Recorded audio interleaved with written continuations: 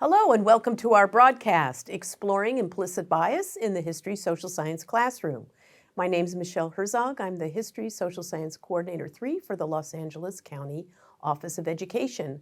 Right now we are set in Module 2, Developing Mindsets, Skill Sets, and Exploring Bias. We are going to introduce Part 2 of the module, which is around developing skill sets in classrooms. You may recall Part 1 of this module focused on an overview and developing positive mindsets through teachers, students, and community. We're going to move forward now in how to develop those skill sets needed in the classroom. Stay tuned for Part 3, where we're going to talk about addressing difficult conversations in classrooms. And finally, Part 4, navigating difficult conversations about ethnic studies with adults or the community, or even our own colleagues in schools.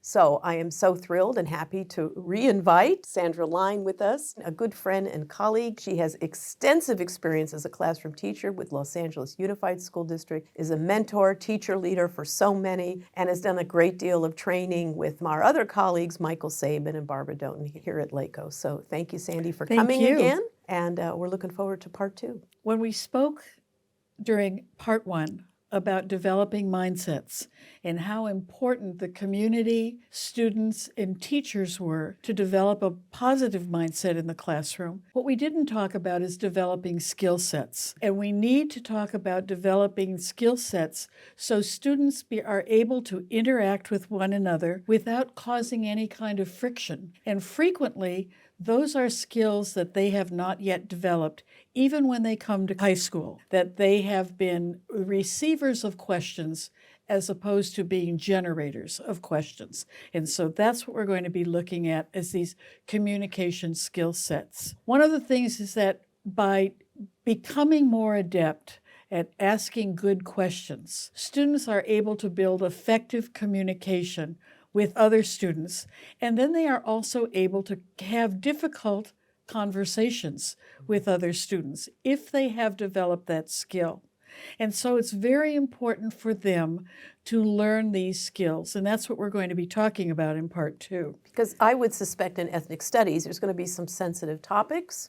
Absolutely. Issues are going to come up that may be controversial, might be difficult, and we don't want to steer away with them. We want to bring those into the classroom, but like you said, make sure we have the skill sets in place so we can do it effectively with respect and civility. And you know, that is so critical, because if you don't know how to ask a question well, you can just precipitate almost a domino effect where another person hearing your question may take offense. It could get larger and more people could get involved.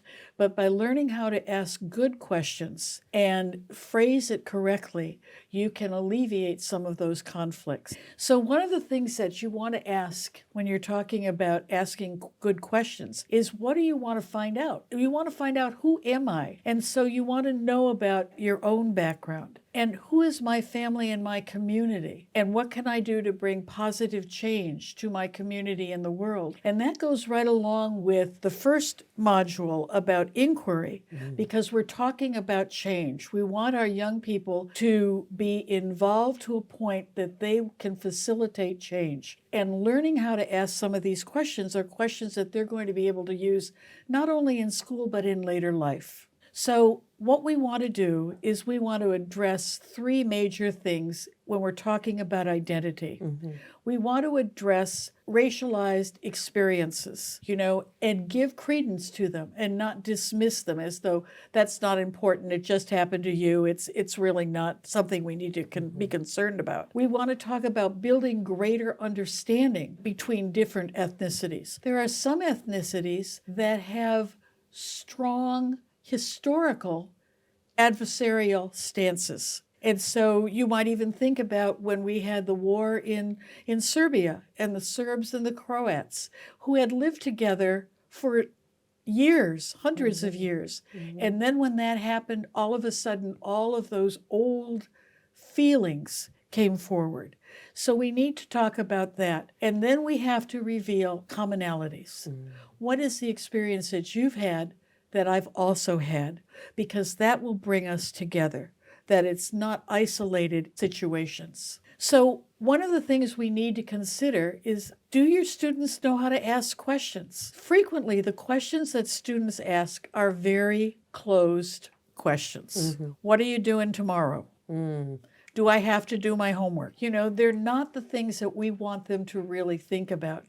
So we need to teach them the skill of asking questions. And so here are some of the steps that you might want to think about. What is the clear picture of what you want to ask? What are you really looking for? And then you need to plan ahead, because you have to anticipate possible differences of answers. If the person says this, how am I going to respond? If the person says that, how am I going to respond? And put yourself in the other person's shoes. If I ask you about your sexuality, how would I feel if somebody asked me about my sexuality? Those are things that kids never think about, but they need to, because it's a step in learning how to ask a question. But kids might react to that in different ways, Absolutely. too. So what's sensitive to one may not be sensitive to That's another. exactly so sometimes I might say, well, I wouldn't mind if somebody asked me that. Can't assume that others would That's be okay exactly with right. it. So we have to be cautious That's a of that, too. very good point. But it is something to think about before you form your question. Yes. Then you have to get into the right state of mind.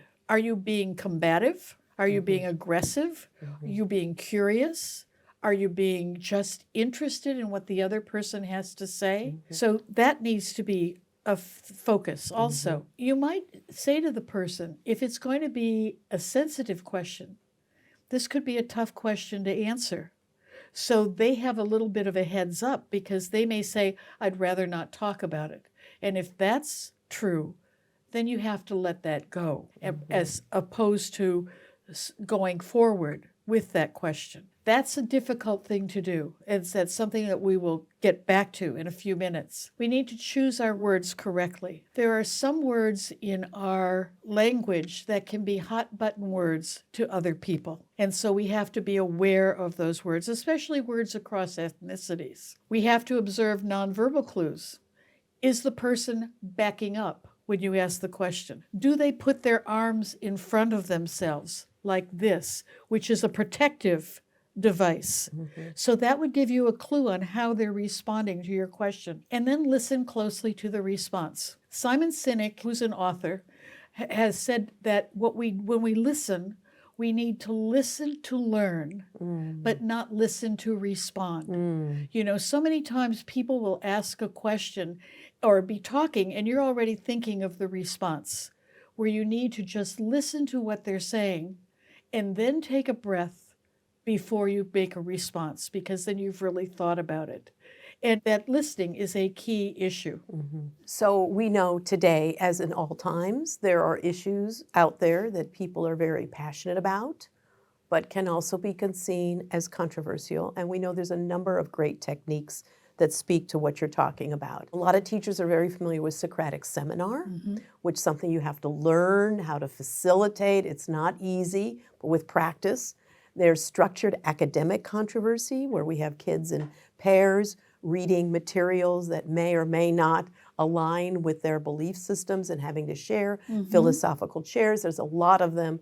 A lot of these are found particularly with civic education programs. And they're all designed, like as you said, Sandy, to create that environment where students feel safe. They can discuss this in civil, respectful ways. And unfortunately, that's not modeled so much on what we see on television or with our government leaders, but something we really want our next generation to embrace and learn. So Absolutely. important. But it is important. Yeah. And one of the things that you might use to develop these conversational techniques with the students is to go back to the iceberg of culture. In the first part 1 of this module, we talked about what is visible and what is invisible. Well, what it might be is to ask your students, what do people know about me, or what do I want them to know? And then below, what do they not know about me? And could those be things that could lead to deeper conversations? These might be things that kids wish other people knew about them, but they have not shown them to other people. So this could be a way to open up a conversation track between students. Well, we hear a lot about people of the LGBTQ plus community who are in the closet, come out of the closet. These are big decisions. What do I want to remain invisible?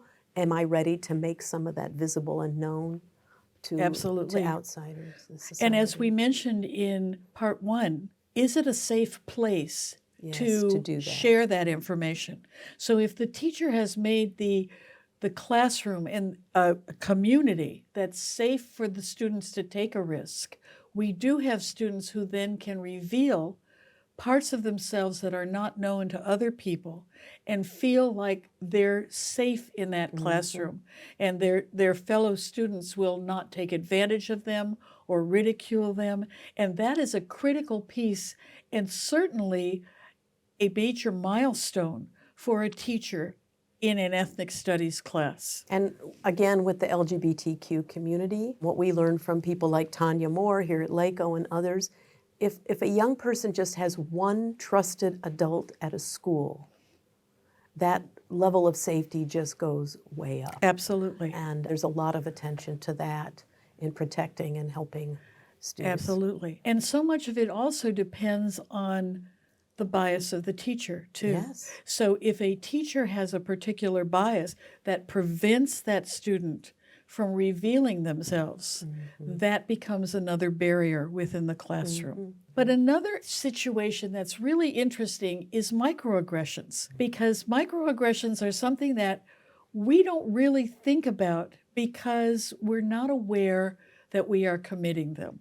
And a microaggression is everyday, subtle, unintentional interaction or behavior that communicates some sort of bias towards a historically marginalized group. You say something that you did not even know was offensive to another person. And those are things that we need to be aware of so we don't commit those microaggressions. The difference between microaggressions and macroaggressions is a macroaggression is very intentional. It's meant to hurt or say something demeaning, where a microaggression may be something that you say that you don't even realize that the other person may be offended by it. I frequently tell this story on myself, is that I have committed microaggressions, not realizing it.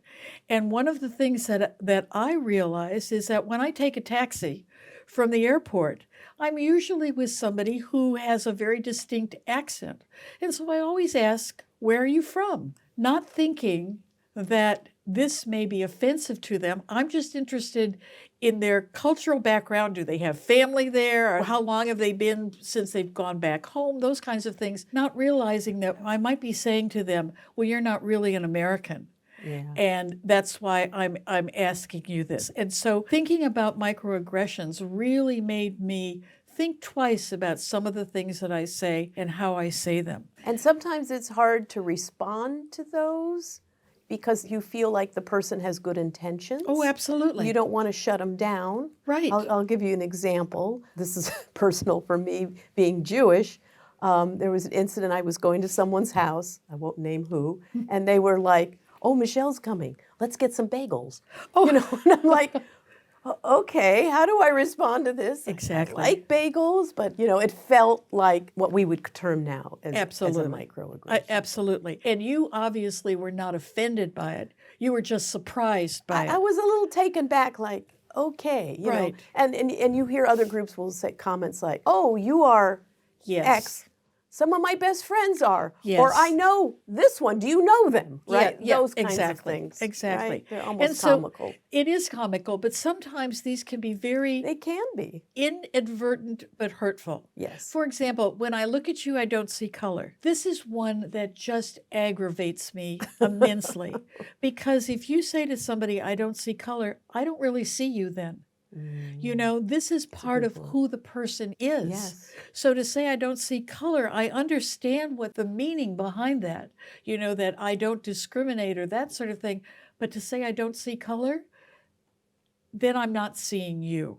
And it's well-intentioned. Absolutely. But it it's a can little be very off-putting. offensive. Yeah. Saying to somebody who perhaps does not look like they're an American, you speak English very well, It's like, what does that mean? Yeah. You know, where did that come from? We're going to see a short video where that is a topic, and the girl was born in Orange County. And of course, she speaks English very well. And then, what are you? You are so interesting looking. Well, that's one that is just packed full of microaggression. Yes. Because what exactly does that mean? Yes. You know, you're multiracial, you've got a weird look, you've got a great look.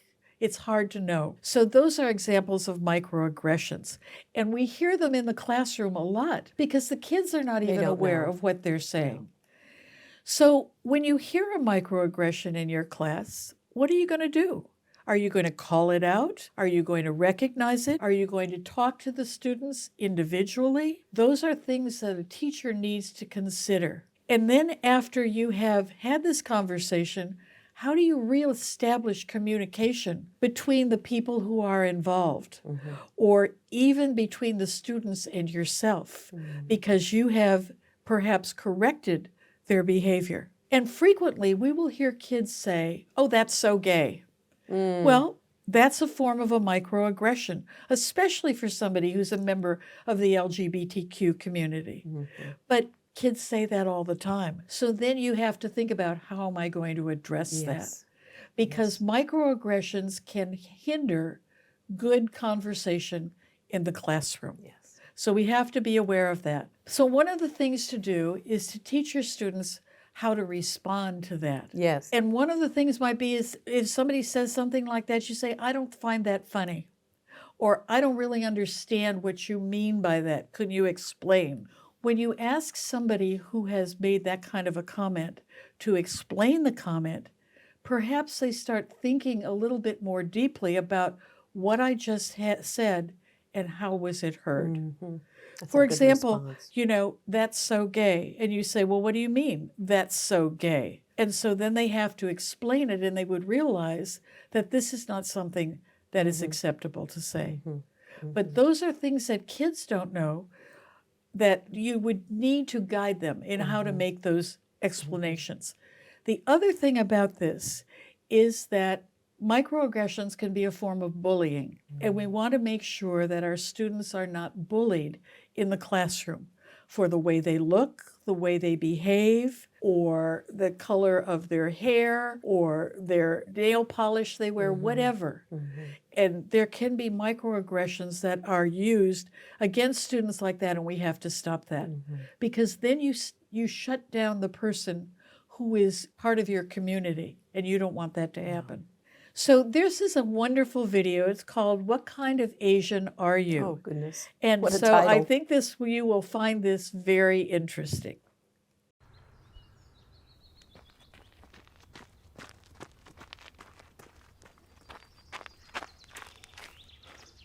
Hi there. Hi. Nice day, huh? Yeah, finally, right?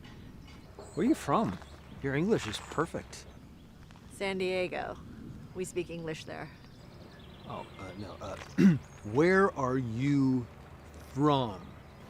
Well, I was born in Orange County, but I never actually lived there. I mean before that. Before I was born.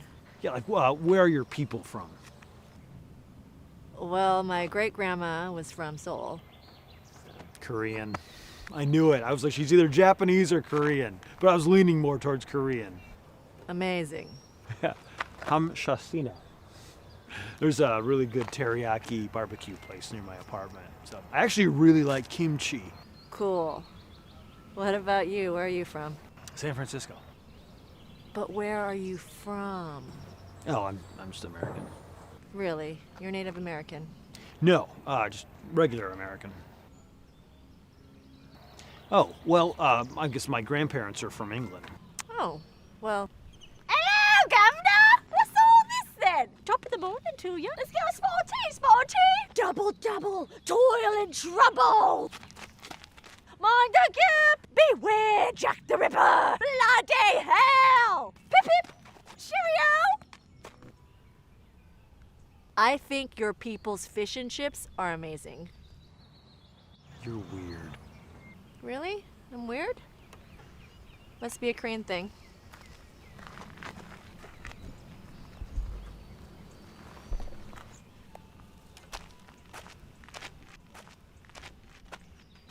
Wow, that video is quite enlightening, Sandy. And it really helps us to be mindful of what we say to people and actually how to react. How you react is important too, because you don't want to stir up or create an incident, No. but open the communication to it. The tips are very, very useful because many times, like you said, people aren't even aware. They're wanting to say the right thing, do the right thing.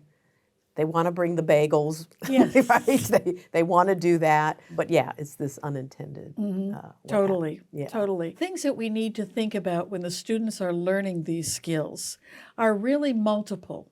For one thing, they need to be able to construct and evaluate arguments. Just as we do in history, social science, where we're looking for evidence, when we're looking for an argument, we need to show the young people how to construct an argument that's based on evidence, but not on what I heard at the dinner table, what I heard out on the playground, or what I may have read on the internet. On my phone. Yes, absolutely. So we want them to develop that skill to construct and evaluate arguments. Is this argument valid? Is the evidence valid? And how do I ask the right questions? Then we also want them to learn how to use deliberative discussion. And this is where we want them to appreciate diverse opinions and different perspectives to find out how the other people are thinking. That's critical. And then we want to teach them how to cultivate empathy, where you're basically putting yourself in the other person's shoes and feeling some of the things that they're feeling. This is a hard one to do because some folks are extraordinarily empathetic and feel everything. And there are some folks who'll just say, get over it. You shouldn't be worried about this. But we want all of our students to be empathetic with each other so they can understand some of the struggles that their colleagues, their fellow students might be going through. And being able to have these conversations are very, very important in ethnic studies. Ethnic studies students are encouraged to engage in dialogue. When we were talking in part one, we talked about how the classroom is set up. When you set up your classroom to collaborate, you allow your students to have this dialogue with one another. We want them to feel supported by their fellow students. We want them to be able to have that conversation. And when they are perhaps in pods of 4 to 6, they're face to face. And they can really kind of address those things. Students who are just in rows and only see the backs of heads, they don't develop that kind of conversation except walking from class to class or out on the yard. We also want to, and this is critical, listen to each other. It's so important to really hear what the other person says. Sometimes we assume that they're saying this, and that's not at all what they're saying. So we need to teach our students how to ask good follow-up questions and good secondary questions so they really understand what their colleague or fellow student is saying. Those are all part of the skill sets that students need to have in the classroom. And a lot of this has to be learned depending on your family environment, how you're raised. Some families at the dinner table, everyone's talking at once. That's true. And others, it's very quiet and very one at a time. Or maybe some members of the family talk, others remain quiet. It's very different dynamics. It's all what you're used to. Absolutely. And there are some families where children are taught not to question. Yes. And so when they come into a classroom and the teacher asks them to question, that's very hard for them to do because it feels like they are usurping authority. And we don't want them to, we want them to feel free to ask those questions and delve into these topics deeply. But that is a learned behavior. Just think about our young people who start in kindergarten, very open and easy to talk to, and they question everything. No filter. Oh, no filter at all. And they'll keep saying, why? Why? If you have young children, you know that that's all they do. But somewhere along the line, they have learned to shut that down because somebody has told them, that's enough. I don't want to hear any more questions. And so when they get to high school, Some of them are very reticent to speak out. In addition, they're teenagers. This is a big deal. Teenagers don't like to look silly in front of their peers, and they're afraid if they might ask a question that they think is not apropos or not appropriate. Yes. They're afraid of the pushback, or perhaps the kids would laugh. So it's better just to be quiet and not participate. We see that a lot. And that happens a lot in a classroom. So again, it's up to the teacher to develop that skill set so the student feels safe. As I said in part one, the teacher and the students need to trust each other, and the classroom needs to be a place where students can feel free to take a risk. And I think what your tip about small groups makes it feel safer too. Absolutely. We've seen that to be really effective. Absolutely. And sometimes you have students who don't like to speak, and a simple technique is ask another student to share out what the group right. has said. Yeah. And that works very well sometimes with our students who are second language learners because they hesitate to speak because they think they don't speak well. And so asking their peer to share what they have said helps them being validated and also helps them to gain confidence in asking questions. So all of these are things that you can use to build skill sets in the classroom, which are critical in ethnic studies. One of the things that ethnic studies does is it helps students better exercise their agency and become stronger self-advocates, as well as allies and advocates for the rights and welfare of others. If you can build those connections, students will start to stand up for each other rather than stand apart from each other. And I think that is a critical piece of ethnic studies, which we're trying to achieve. So that's great discussion, and I'm glad you talked on these skill sets of how microaggressions, how to react, how to respond. Good information to help us in the classroom. Tell us a little bit about part 3. What are we going to part 3 is going to talk be about there? Part 3 and part 4 are challenging because we're talking about the difficult conversations. Yes. And addressing the things that are hard to talk about and making it safe for the students to talk about in the classroom and how to do that. And there are various techniques that you can use to make the students feel comfortable when you are addressing very sensitive and personal issues. And part 4, we can practice this with adults. With adults. Which will help all of that us, is too. also a difficult area because we as adults don't want to talk about some things that make us feel uncomfortable. Very hard. And so we will be talking about Yes. that in part 4. In the work environment, in the home environment, Absolutely. families, all of it. So it is all going to be useful. So thank you, Sandy, for You're welcome. part 2. Thank We're you. looking forward to parts 3 and 4. Thank you.